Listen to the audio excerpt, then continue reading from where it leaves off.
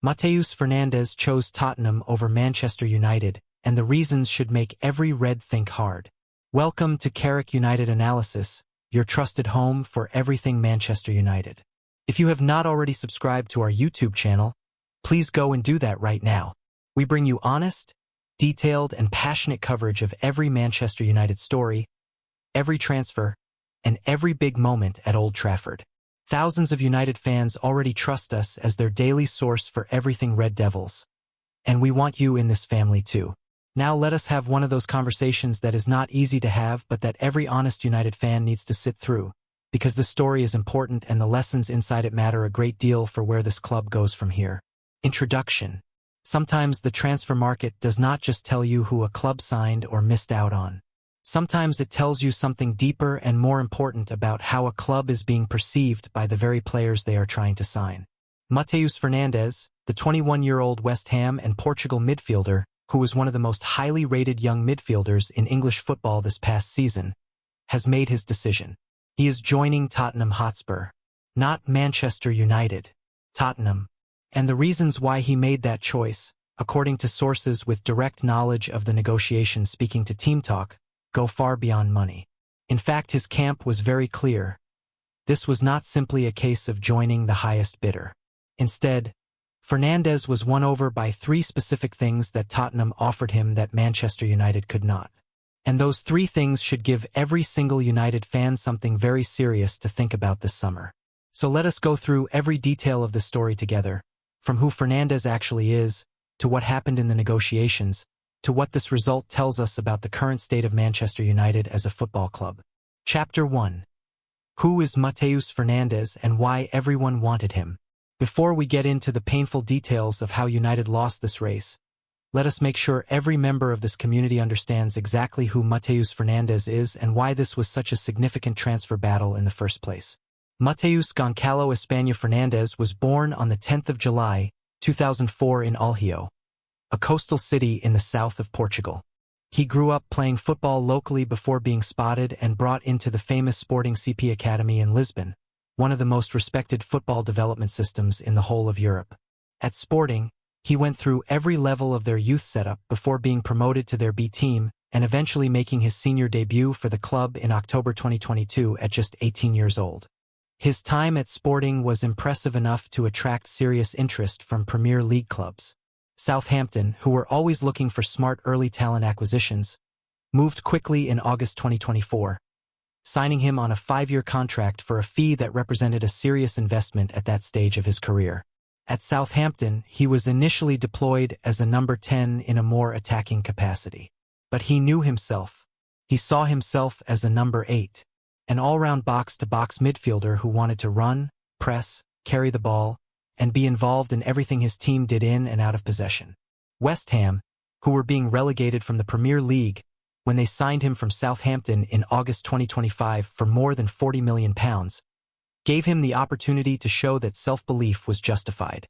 And what he did for West Ham in a relegation season was extraordinary.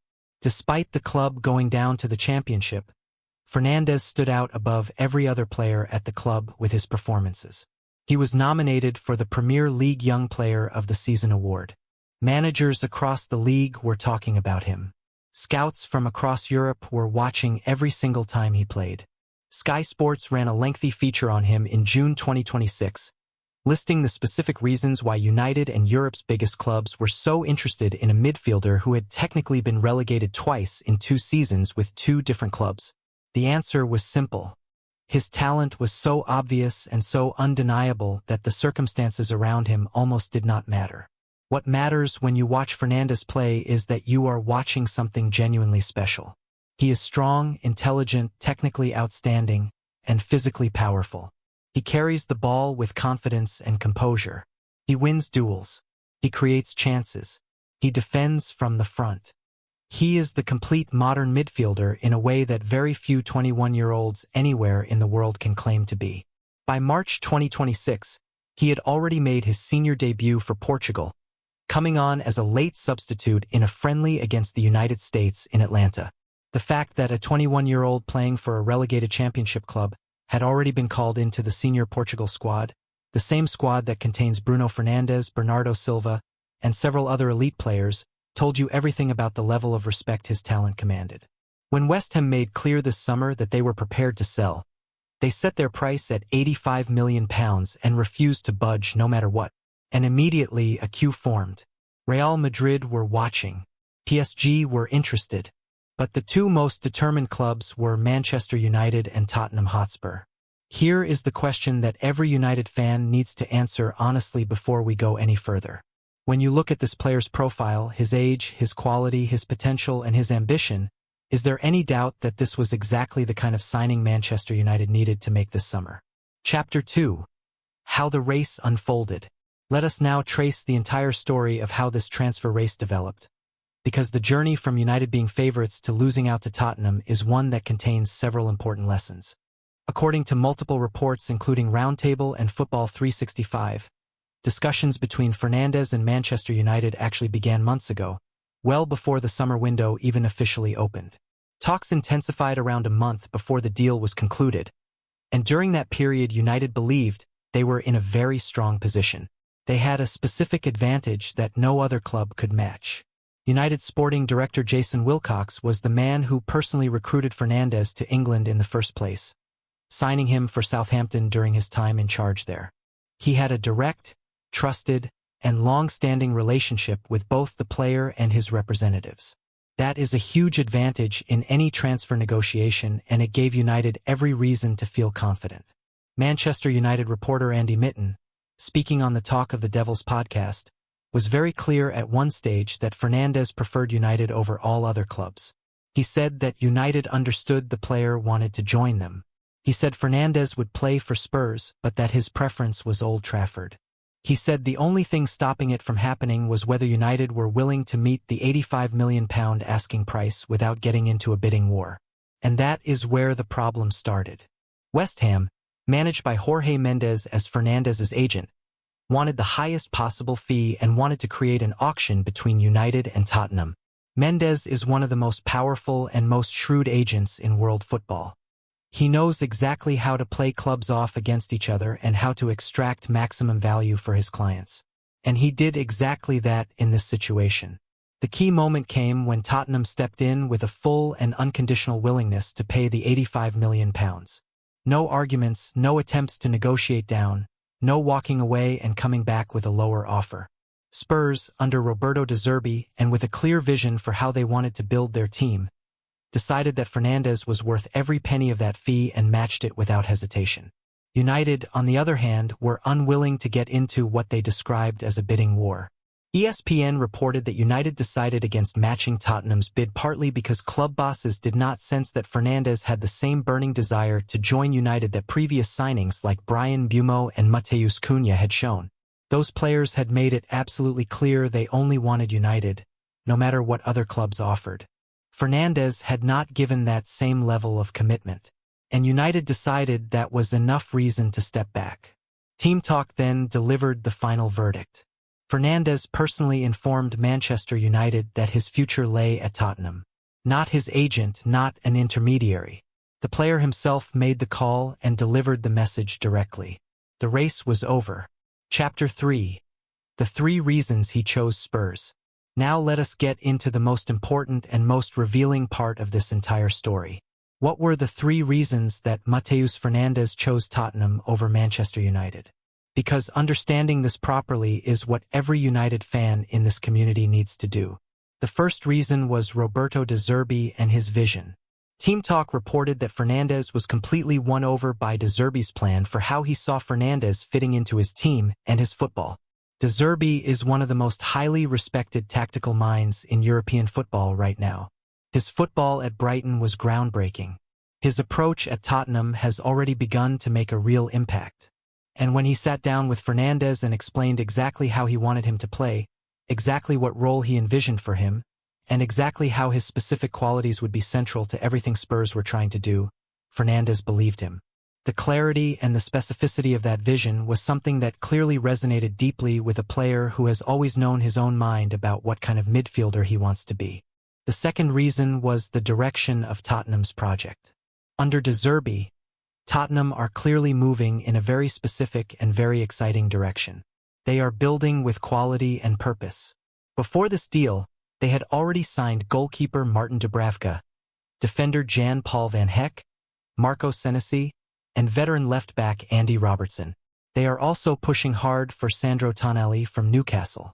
The picture Spurs were painting was of a club that has identified a clear way of playing and is now recruiting specifically to execute that vision perfectly.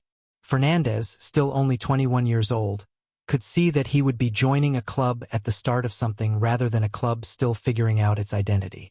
The third reason was the opportunity to remain in London, the city where he had been living and working and building his life during his time at West Ham. This is the kind of personal detail that outsiders sometimes dismiss, but that actually matters enormously in transfer decisions, especially for young players who have built roots, friendships, and routines in a specific place. Fernandes knew London. He was comfortable in London. His life was already established there. Moving to Manchester was not just a football decision. It was a life decision. And when everything else was more or less equal between the two clubs, that personal comfort factor tipped the balance even further towards Tottenham. None of those three reasons involve money. Spurs did offer a superior financial package to United. That much is confirmed by the reports. But Fernandes and his camp were very clear and very deliberate in saying that was not why he made his choice. He chose Spurs because of the manager, the project, and his personal life.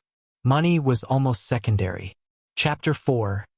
What this says about Manchester United right now. Now let us have the honest conversation that this result demands. Because what happened here is not just about one transfer. It is about something bigger.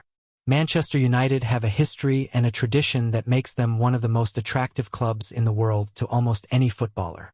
Old Trafford, the theater of dreams. The most successful English club in history. The kind of global brand that makes players stop and think seriously before choosing anywhere else. That pull, that history, that weight of tradition used to be enough to swing almost any transfer decision in United's favor when other factors were close. But this summer is telling a different story. United missed out on Elliot Anderson because Manchester City paid a British transfer record to take him. United missed out on Matheus Fernandes because Tottenham paid £85 million without hesitation while United held back. And in both cases, the player involved either had a preference for United early in the process or gave United every reason to believe they were the frontrunners. The ESPN report contained one detail that should make every United fan sit up and pay very close attention. It said that United decided not to match Tottenham's bid partly because they did not sense the same burning desire from Fernandes that they had seen from previous targets who only had eyes for United. In other words, United were waiting for a player to demonstrate that they desperately wanted Old Trafford before committing fully. But what if the reason players are not showing that same desperate desire is because United themselves have not yet done enough to make their own project as compelling as the one being built at their rivals? That is a hard question to ask. But it is an important one. Tottenham finished 17th in the Premier League 2 seasons in a row before De Zerbi arrived. They are not a more prestigious club than United by any reasonable historical measure. They are not a Champions League club for next season. They are not offering a better location from a football status perspective. What they are offering is a manager with a clear vision, a project with clear direction, and a club that will back that project with whatever money is needed without getting into arguments about whether the price is too high. If a 21-year-old player with all of his career ahead of him looks at United and Tottenham and chooses Tottenham, Manchester United need to ask themselves seriously what that choice is saying about how their project is being perceived from the outside right now. Chapter 5. The Jason Wilcox Angle. One of the most painful subplots in this entire saga is the Jason Wilcox angle, and it deserves honest attention. Wilcox, as we mentioned earlier, was the man who personally identified Fernandes and brought him to England in the first place when he was sporting director at Southampton. He has a genuine, long-standing, trusted relationship with both Fernandes and his representatives. He joined Manchester United's structure specifically because his expertise in identifying and developing young talent was considered a key part of rebuilding the club's transfer strategy. And yet, despite having the best personal relationship with this player of anyone at either club, Wilcox and United still lost the race. The connection was there. The trust was there. The history was there. And it still was not enough. That tells you something very important about the limits of personal relationships in a transfer market where clubs are competing with enormous financial packages and with clear, compelling sporting visions. Personal relationships open doors and keep conversations going. But ultimately, a player chooses with their head and their heart about where they see their future. And Fernandes decided, when he looked at both clubs honestly, that Tottenham gave him the clearest and most exciting path forward. For Wilcox, this must be a deeply frustrating outcome. He did everything right in keeping United in the race.